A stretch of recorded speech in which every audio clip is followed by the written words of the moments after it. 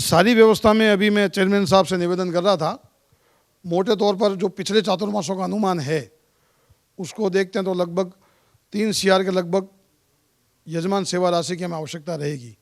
आवास में, प्रसाद में, टेंट में, लाइट में, माइक में और प्रचार प्रसार में, कथा में, संकीर्तन में, सभी में मिला करके। और जैसा हमारी परंपरा है कि हमें अलग से ही उसकी व्यवस्था करनी है, गोग्रास में से उसको नहीं करना है। तो इसके विषय में हम लोग आपस में चर्चा करेंगे और इसको कैसे हम लोग कर पाएँ इस विषय में आगे बढ़ेंगे। आजीवन सदस्य का एक क्रम, तो एक सूचना मैं आपको देता हूँ। हमारे चेयरमैन साहब ने 100 आजीवन सदस्य अगले 2 माह में बनाने की आज संकल्प किया है, घोषणा की है। बोले आप 100 फॉर्म मुझे दीजिए, मेरे टेबल पे रखूँगा, और आपने 1 माह कहा है, मैं 2 माह मानता हूँ, अधिकतम 2 माह में हमें नए 100 सदस्य मिलने वाले हैं, तो हमारा परिवार 500 लोगों का हो जाएगा। तो इस क्रम में हम सभी को आगे बढ़ना है। ये मैंने सारा विषय रखा है आप लोगों के बीच में।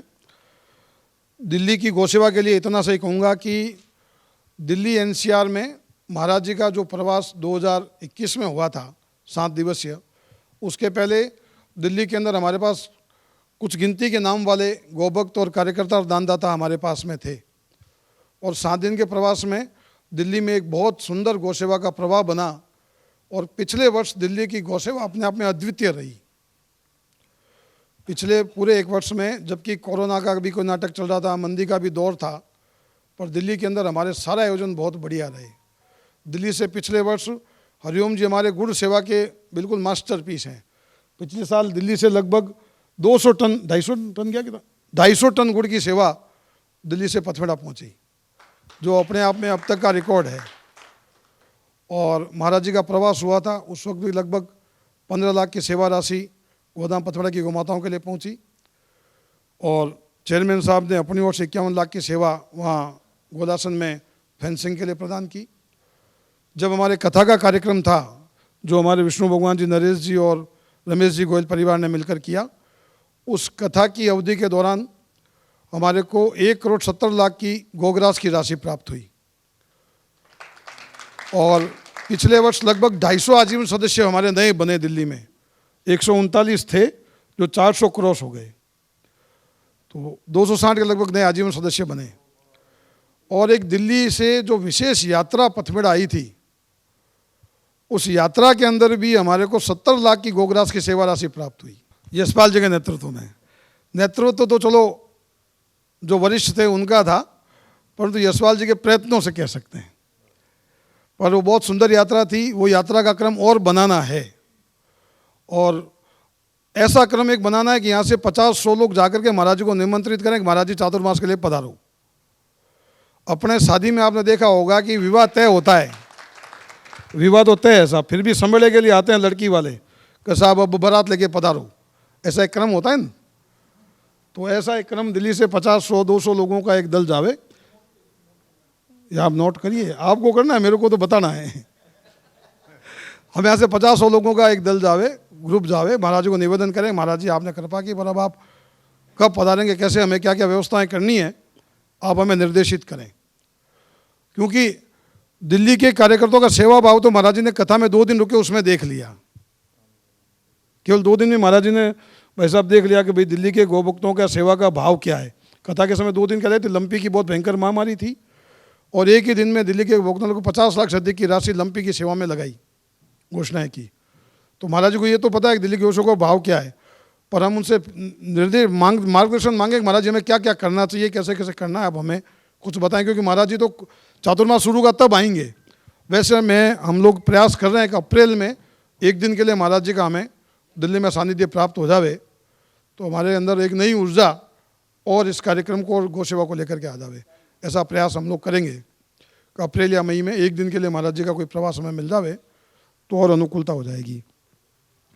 ये सारे मैंने विषय आपके बीच में रखे हैं। आज के लिए एक शुभ सूचना आपको मैं बताता हूँ। पिछली बार जब हम गोलासन नंदीशाला में बैठे थे तो सुभाष जी, बंसल जी, संजय जी, मनोज जी, इन सब ने कहा भाई कुछ यहाँ गोलासन नंदीशाला के लिए कुछ करना चाहिए। और वहीं बैठे बैठे सुभाष जी ने श्याम जी जिंदल को फ़ोन किया और उन्होंने हमसे कोई प्रपोजल मंगवाया कि भाई आप कोई क्या क्या आपको आवश्यकता है कौशलम बताइए। तो अपन ने एक प्रस्ताव बनाकर उनको भेजा कि गोलासन नंदीशाला के बारे में बता दूं, विश्व की सबसे बड़ी नंदीशाला है, 15,000 से अधिक नर गौवंश है, वहाँ छाया की व्यवस्था जीरो है, कोई मुश्किल से 7, 8, 10 शेड बने हुए हैं, बाकी सारे नंदी खुले में ही हैं। तो हमने उसमें लिख कर भेजा, छोटे बड़े 37 शेड वहाँ पर बने हुए थे, कच्चे पक्के सब मिला करके। तो प्रपोजल में लिखा भाई 75 शेड चाहिए और 37 शेड हैं, 38 शेड बाकी हैं। आज उन्होंने अपने कार्यालय में हमारे को बुलाया, सुबह में हरिओम जी और यशपाल जी गए थे। 22 लाख रुपए से 2 शेड के निर्माण की स्वीकृति उन्होंने आज हमें प्रदान की है। अभी चातुर्मास तय हुआ है और गौमाता की सेवा दिल्ली एनसीआर से प्रारंभ हो गई है और इस साल लगभग 35 लाख के गुड़ की सेवा अब तक दिल्ली से पथमेड़ा गौमाता के सर्दी में गुड़ की सेवा अब तक जा चुकी है।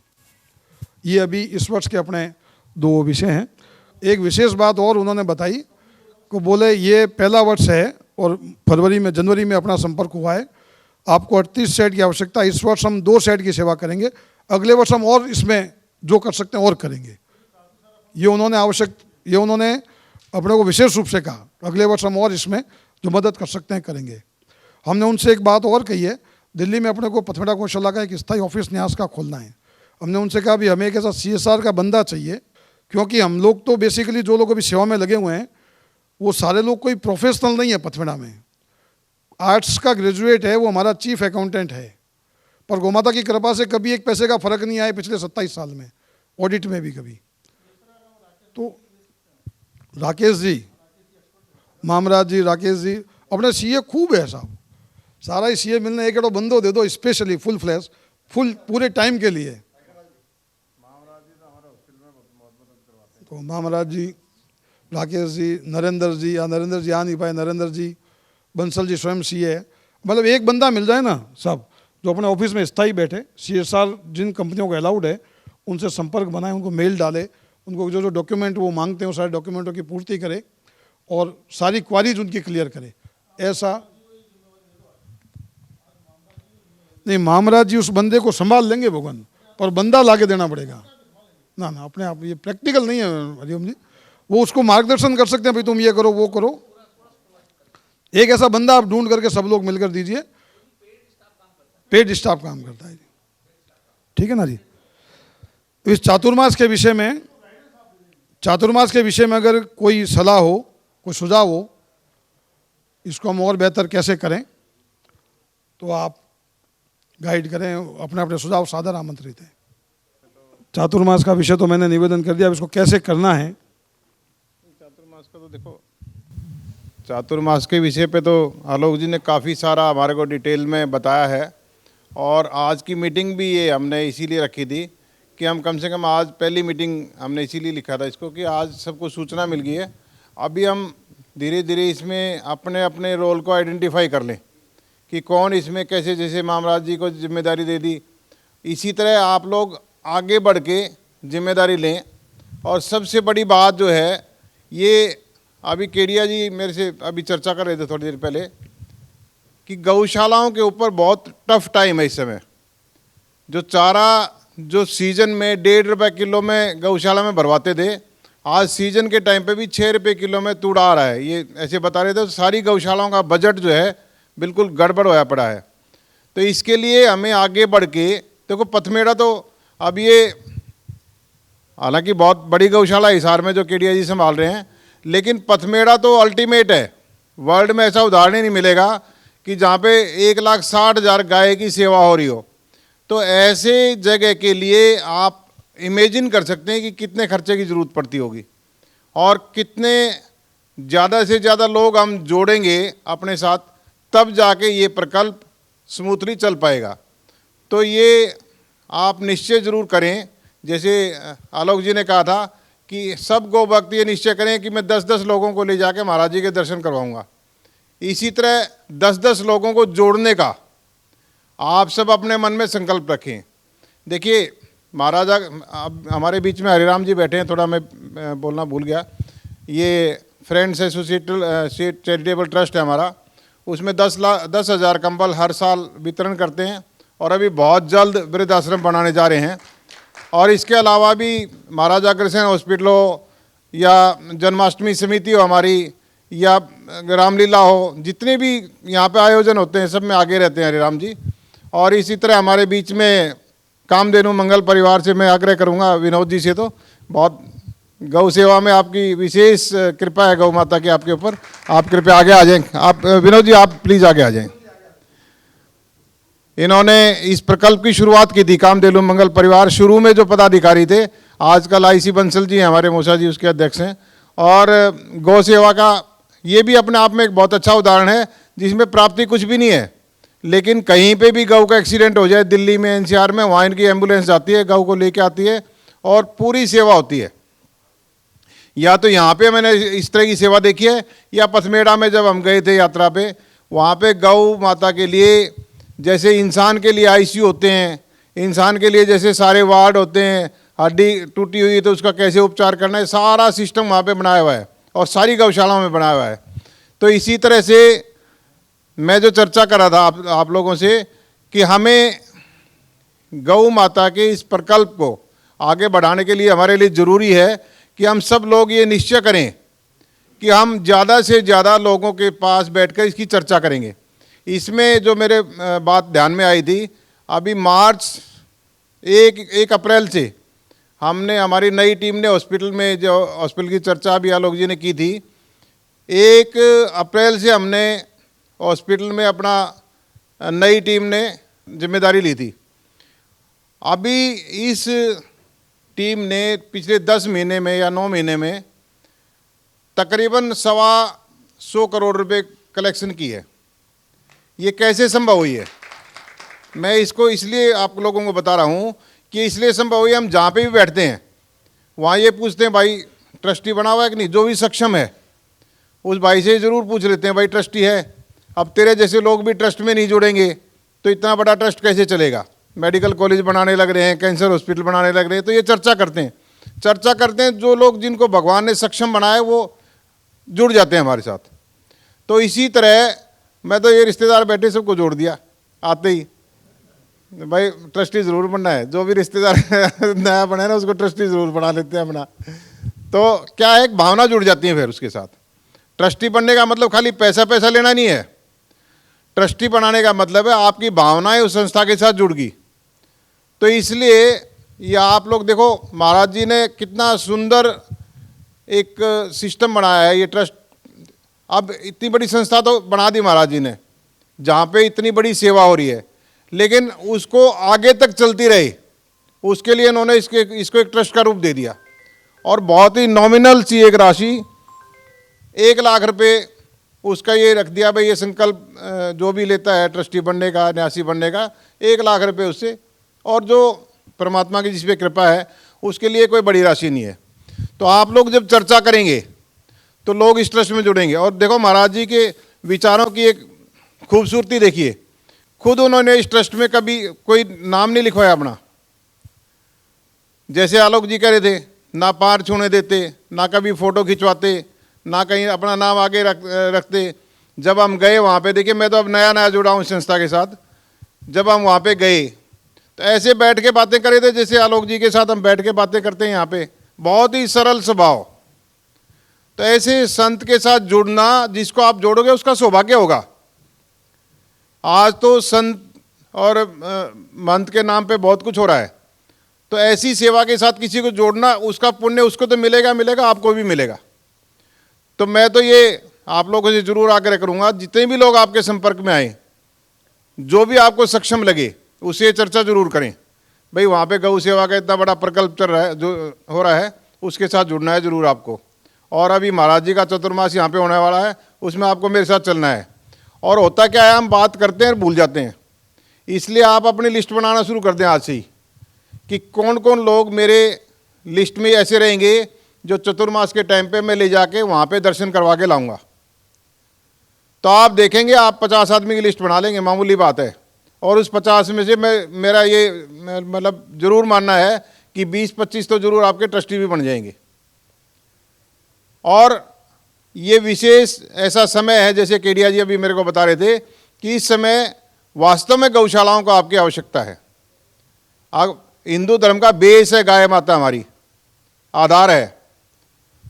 तो इस आधार के साथ आप जुड़ें और लोगों को जोड़ें, ऐसा। और महाराज जी का वहाँ पे, मैं तो बल्कि आलोक जी से शुरू में मैं बात कह रहा था ना कि वो थोड़ा जैसे महाराज जी करते हैं, सत्संग की शुरुआत करते हैं वहाँ वैसे शुरू करना, इतना अच्छा लगता है। महाराज जी ने जब हमारे को वहाँ पे संकीर्तन करवाया थोड़ा सा और प्रार्थना करवाई, मतलब आप उस जगह पे जाके आपका वापस आने का मन नहीं करता, ऐसी जगह है वो।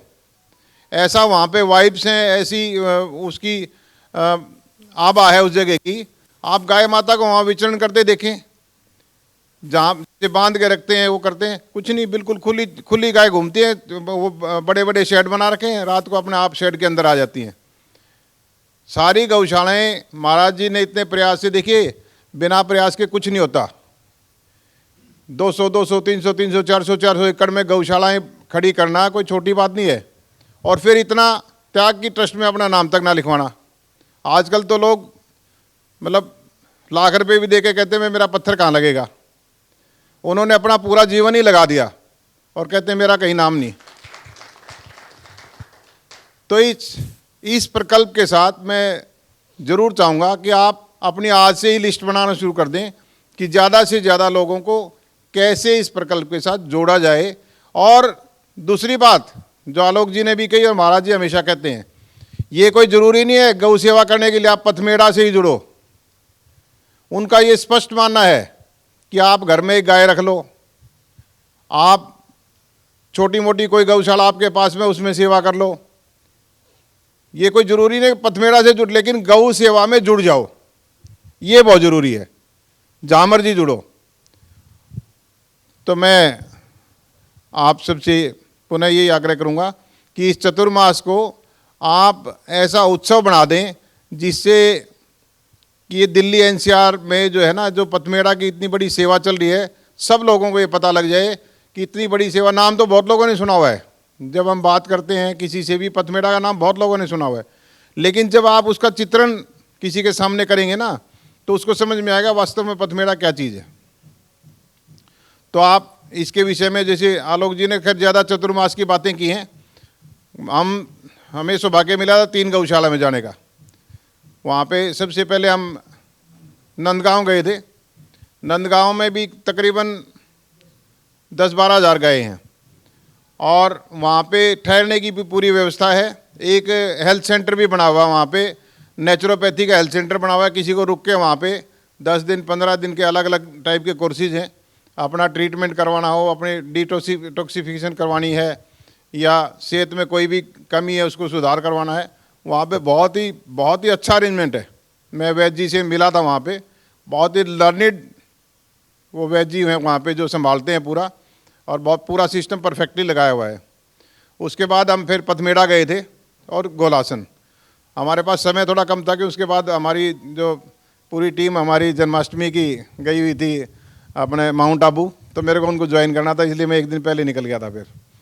लेकिन जितना भी देखा, बहुत ही सुंदर वातावरण में गौ माता की वहाँ पे सेवा हो रही है। और एक और ख़ास बात, ये जो हम देखते हैं यहाँ पे ना, आपको बहुत तरह की गायें नज़र आती हैं दिल्ली में या दिल्ली के आसपास। वहाँ मैंने गांव में भी देखी और गौशाला में भी देखी, जहाँ भी देखी वही सब वेद लक्षणा गाय जो आपके सामने है ना। ये भी पहचानने की बात है। देखो पशु तो सारे ही कोई भी पशु हो, उसमें मैं ये नहीं कहता उसका हम ध्यान ना रखें, जो दूसरी गाय हैं, जो अंग्रेजी गाय जिसको बोलते हैं, जो विदेशी गाय हैं, लेकिन वेद लक्षणा गाय, महाराज जी ने तो उसमें अपने लोगों में भी लिखा हुआ है वेद लक्षणा।